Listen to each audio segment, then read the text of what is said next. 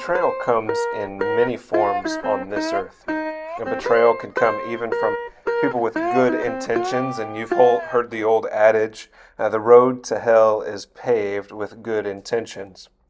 Betrayal hurts. People we feel should support us, shoot us down, or stab us in the back, and unfortunately, betrayal is still a part of this world. It's not a problem of religion. It's a problem of the depraved and unrighteous condition of people's hearts. Yes, all people. Now, I've been walking through Matthew's Gospel for a couple of years, and this is the 118th consecutive installment on my part. Jesus was betrayed. He is in Gethsemane agonizing over his own death. And the hour for his kingdom and authority to be established, this is Matthew's primary theme, this hour is at hand. And his betrayer approaches. This is Matthew chapter 26, verses 47 through 56. While he was still speaking, behold, Judas, one of the 12, came up, accompanied by a large crowd with swords and clubs, who came from the chief priests and elders of the people. Now he who was betraying him gave them a sign, saying, "Whomever I kiss, he is the one. Seize him." Immediately Judas went to Jesus and said, "Hail, Rabbi," and kissed him. And Jesus said to him, "Friend, do what you have come for." And then they came and laid hands on Jesus and seized him. And behold, one of those who were with Jesus reached and drew out his sword, and struck the slave of the high priest, and cut off his ear. Then Jesus said to him, "Put your sword back into its place. For all those who take up the sword shall perish by the sword. Or do you think that I cannot appeal to my Father, and he will at once put at my disposal more than 12 legions of angels? How then will the scriptures be fulfilled, which say that it must happen this way?" At that time, Jesus said to the crowds, "Have you come out with swords and clubs to arrest me, as you would against a robber? Every day I used to sit in the temple teaching, and you did not seize me. But all this has taken place to fulfill the scriptures of the prophets." Then all the disciples left him and fled. While Jesus is speaking about the hour of his coming and betrayal, you see that in Matthew chapter 26, verses 45 and 46, just before this part of the story, that Judas Iscariot comes with an army to betray Jesus to his death. He betrays Jesus with a kiss, and Jesus is seized by the army of the chief priests and elders. This does not surprise Jesus. Jesus predicted that Judas would betray him in Matthew chapter 26, verses 21 through 25. Still, the sinking of the heart and the immediate disbelief we experience when those who seem to be our closest allies bury the knife in deep.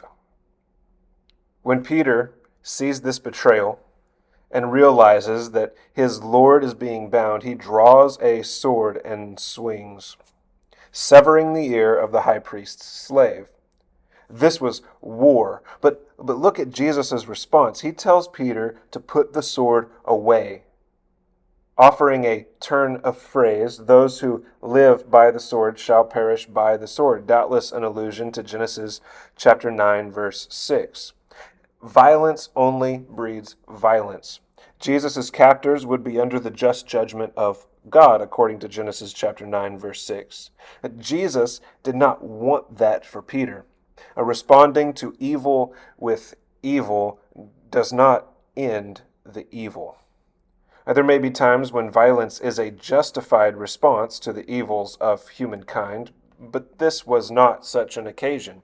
Jesus was to be handed over. He is to go as a lamb to the slaughter. He will make atonement by suffering the death of a criminal. The kingdom of heaven is at hand. Jesus claims to have authority over the heavenly hosts, but he will go willingly because all of history and salvation and the establishment of the earth depends on him going to the cross. This is the climax of the story. It must happen this way. After speaking to Peter, Jesus addresses the army coming against him. Why did they not seize him in public when he was teaching? Why the secrecy? Why the underhandedness? Jesus reveals to them that they are fulfilling the scriptures. This moment must be. The kingdom of heaven can only be established in the blood of the Messiah, the Prince of Peace, the Eternal Father, mighty God, and wonderful Counselor, according to Isaiah chapter 9. He will conquer sin and death in one fell swoop. What Jesus knows will be the ultimate victory is the ultimate defeat from the perspective of the disciples. They leave Jesus and flee. They are scared. They are in retreat. Now, Jesus knows that his betrayal leads to his victory and the good of the whole world. The disciples think they have lost.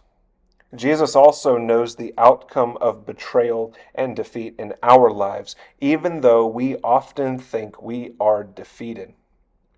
Look at what Scripture tells us. God works all things together to the good of those who love him and are called according to his purpose. That's Romans chapter 8, verse 28. Ever since Genesis 3, God has been taking intentional and purposeful steps to preserve his world, to end injustice, and to kill death. We see this in Genesis chapter 8, verses 21 and 22, after the fall of humankind and following the flood.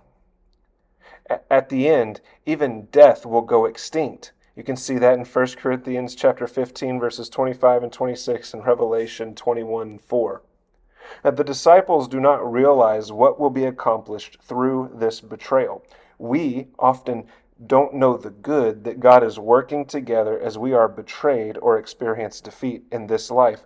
We don't know the good that God is working together when we see great tragedies and violence and injustice perpetrated by evil people. There may be appropriate times to draw the sword. Look at Luke chapter 22, verse 36, when Jesus actually tells his disciples to sell their cloaks and buy a sword if they don't have one. Right? But to do well, we must be concerned about something higher than our personal victories or defeats. Our vision is so limited.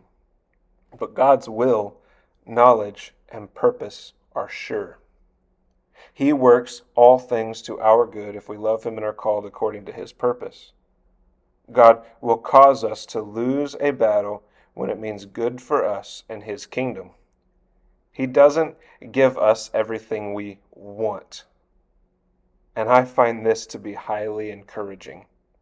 We can find rest in the midst of the storm. Now, Jesus is going willingly to the cross. He will lose his life, but will take it up again and will be given all authority in heaven and on earth. His kingdom will be established, and his people will be given life in his